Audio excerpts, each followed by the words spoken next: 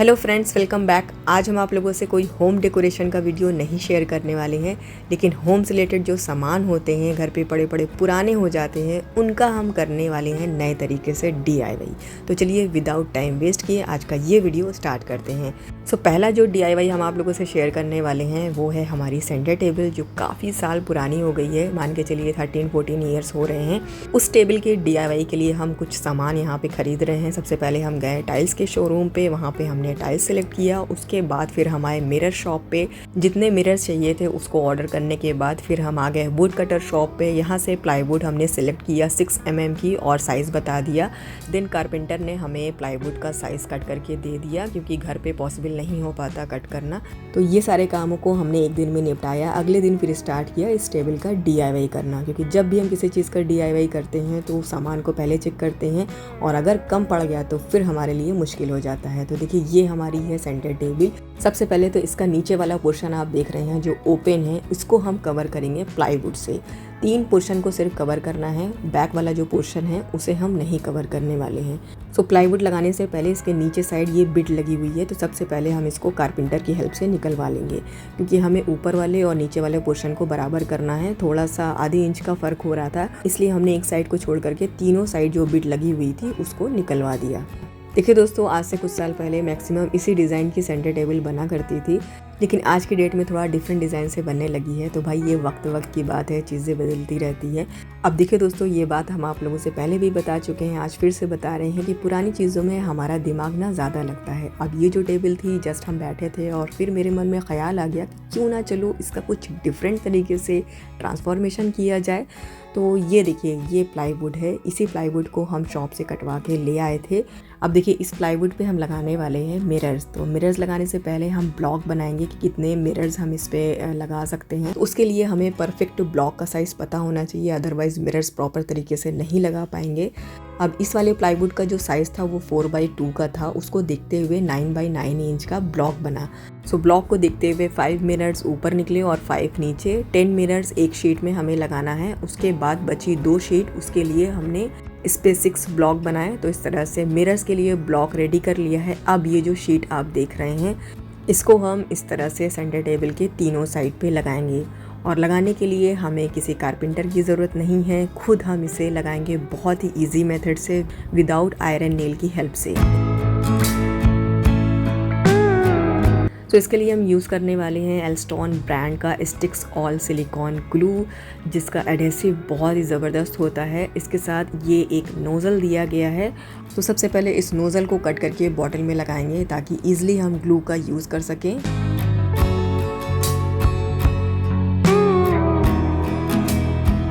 अब इस बॉटल से सिलिकॉन बाहर कैसे निकलेगा, तो इसके लिए आती है ये सिलिकॉन गन मशीन। ऊपर वाले रॉड को पीछे कर लेना है, उसके बाद इस बॉटल को फिक्स कर देना है। That's it. सिलिकॉन ग्लू 2 तरीके से आपको मार्केट में बहुत ईजिली मिल जाएगा। एक तो ये बॉटल में आता है और दूसरा छोटे ट्यूब में भी आता है। बॉटल में ज़्यादा क्वांटिटी में आता है, तो इसका स्पेशली बड़े कंस्ट्रक्शन में यूज़ किया जाता है। इसके अलावा जो छोटा ट्यूब आता है ना, छोटे मोटे घर के कामों के लिए आप उसको ले सकते हैं। तो दोनों का यूज़ हम आपको करके दिखाएंगे। अब ये हमारा बड़ा प्रोजेक्ट था, तो इसलिए हमने बॉटल को बाय किया।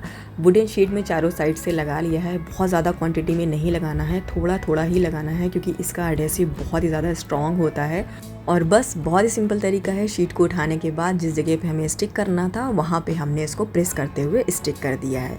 फ्रंट का पोर्शन कवर करने के बाद अब सेंटर टेबल के दोनों साइड का जो पोर्शन बचा हुआ है उसको भी हम इसी की हेल्प से कवर कर देंगे।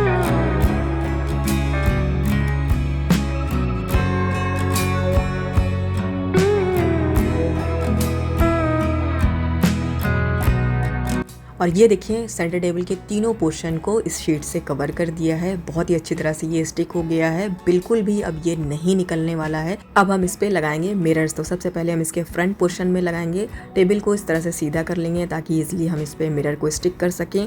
वुडन शीट में आप देख सकते हैं हर एक ब्लॉक में नंबर लिखे गए हैं, इसी के साथ साथ सारे मिरर्स में भी नंबर लिखे गए हैं। ऐसा क्यों? वो इसलिए क्योंकि ये सारे जो मिरर्स कट के आए हैं नंबर्स के अकॉर्डिंग कटे हुए हैं, ताकि जब हम मिरर्स को स्टिक करें तो इधर का उधर ना हो, नंबर के अकॉर्डिंग परफेक्ट तरीके से स्टिक हो जाता है। तो सबसे पहले यहाँ पे हमने लिया है 6 नंबर। मिरर को भी स्टिक करने के लिए सिलिकॉन ग्लू का ही यूज किया जाता है, चाहे आपको वुड पे लगाना हो या फिर वॉल पे लगाना हो। एक्चुअली एल्स्टोन का ये जो ग्लू है ना, मल्टी फंक्शनल काम करता है। लाइक आप इससे मिरर को स्टिक कर सकते हैं, वुड को स्टिक कर सकते हैं, स्टोन को स्टिक कर सकते हैं। इसके साथ साथ फ्लोर पे अगर आपको टाइल्स मार्बल लगाना है तो उसमें भी इसका यूज किया जाता है।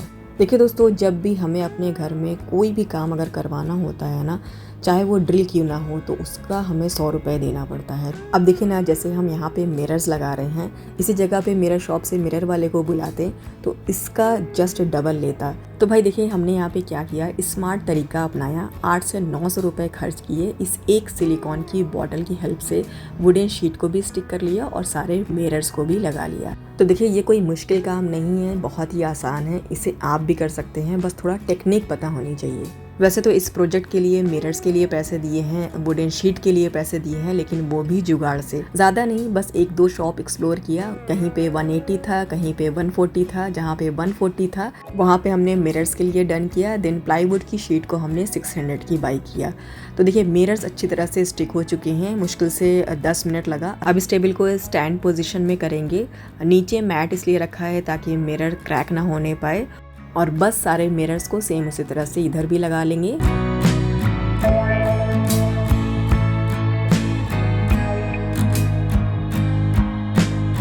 चलिए, इस वाले पोर्शन में भी हमने मिरर्स को लगा दिया है, अच्छी तरह से ड्राई हो चुका है। सेम उसी तरह से इसको ऑपोजिट करके स्टैंड कर लेंगे।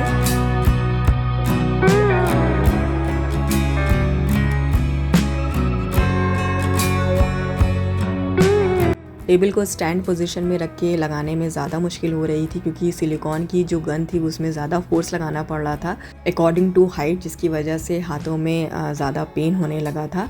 देन मैंने क्या किया, प्लाईवुड शीट पे एक साथ सिलिकॉन ग्लू को निकाल लिया, फिर एक एक करते हुए सारे मिरर्स ब्लॉक को रख दिया। तो ये हमारे लिए ईजी हो गया था। सारे मिरर्स को लगाने के बाद जो गैप दिख रहे थे उसको भी हमने सिलिकॉन की हेल्प से फिल कर दिया। प्लाईवुड शीट और मिरर्स को लगाने वाला जो काम था वो एक दिन में किया, बाकी का जो काम था वो अगले दिन किया। अब हम यहाँ पर सेंटर टेबल को सीधा कर रहे हैं। सीधा करने के बाद इसके टॉप पोर्शन पे रखने वाले हैं टाइल्स को।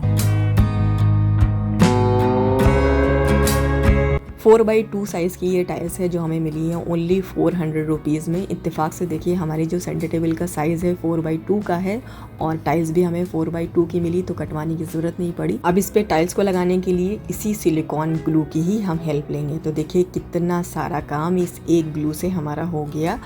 और पता है दोस्तों, ये प्रोजेक्ट कंप्लीट होने के बाद बॉटल में इतना सिलिकॉन बचा हुआ था कि आराम से इस तरह का एक और प्रोजेक्ट हम बना सकते थे।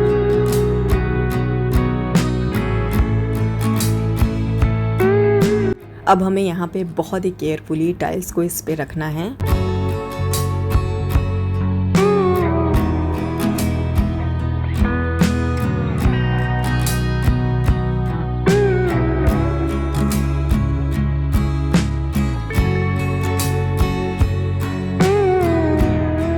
टाइल्स को रखने के बाद आप देख सकते हैं ये थोड़ा सा जो गैप दिख रहा है, इसको हम फिल करने वाले हैं फेविकॉल और वॉल पुट्टी के मिक्सचर से। फेविकॉल की क्वांटिटी थोड़ा ज़्यादा ली है ताकि जब ये ड्राई हो तो क्रैक ना हो, क्योंकि ड्राई होने के बाद फिर क्रैक होने का चांसेस रहता है। तो इस तरह से दोनों साइड के पोर्शन को हमने अच्छी तरह से फिल कर दिया। फिल करने के बाद स्मूथ करने के लिए वेट वाइप से क्लीन कर दिया। ऑलमोस्ट सेंटर टेबल हमारी बनके रेडी हो चुकी है, लेकिन क्लीनिंग का काम अभी बाकी है। तो मिरर्स पे आप देख सकते हैं ये जो नंबर्स पड़े हुए हैं और जो भी स्पॉट वगैरह है उसको हम क्लीन कर लेंगे अच्छी तरह से, ताकि इसका फाइनल जब हम रिवील दें आपको तब दिखें इसका ज़बरदस्त नज़ारा।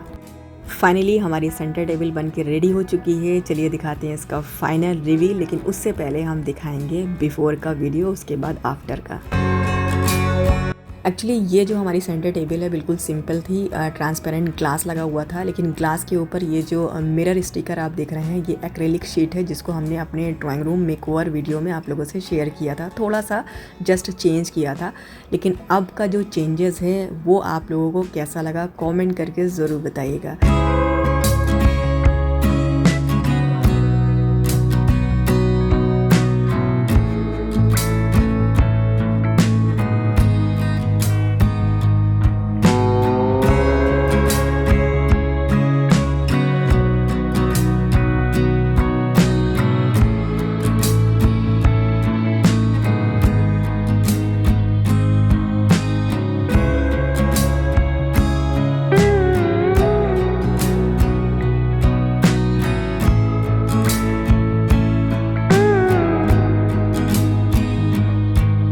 अब देखिए दोस्तों, सेंटर टेबल का ये वाला जो पोर्शन आप देख रहे हैं, इसको हमने ओपन इसलिए करके रखा है। यहाँ पे हम न्यूज़पेपर रख सकते हैं, कोई मैगज़ीन बुक हमें रखना है तो वो रखने के काम आएगा, या फिर कोई गेस्ट आया है, झूठी प्लेट वगैरह रखना है तो वो नीचे रखने के काम आएगी। और इसी के साथ साथ टेबल को थोड़ा मूव करने में भी हमें आसान पड़ेगा।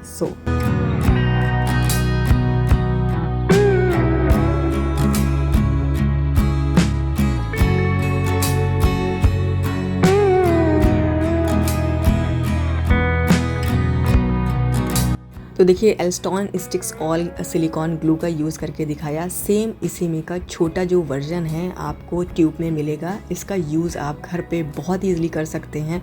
बहुत सारी चीज़ें ऐसी घर पे होती हैं जो टूट जाती हैं और फिर हम उसे उठा के फेंक देते हैं, क्योंकि उसके लिए हमें कोई ग्लू ही नहीं समझ में आता है। तो देखिए दोस्तों, ये एक छोटा ट्यूब कितना बड़ा बड़ा काम करता है वो आगे की वीडियो में आप खुद देख के शॉक्ड हो जाएंगे। और फिर वीडियो को पूरा देखने के बाद एक बार सोचेंगे ज़रूर कि ये ट्यूब हमें पहले क्यों नहीं मिला। तो सबसे पहले तो हम वुड को स्टिक करके दिखाएंगे। ये मैंने काफ़ी टाइम पहले DIY बेड ट्रे बनाया था, जिसको हमने फेविकॉल की हेल्प से स्टिक किया था, लेकिन फेविकॉल का एडहेसिव इतना स्ट्रॉन्ग नहीं होता है, जिसकी वजह से इसका लेग निकल गया था। तो इसको हमने सिलिकॉन ग्लू की हेल्प से स्टिक कर दिया।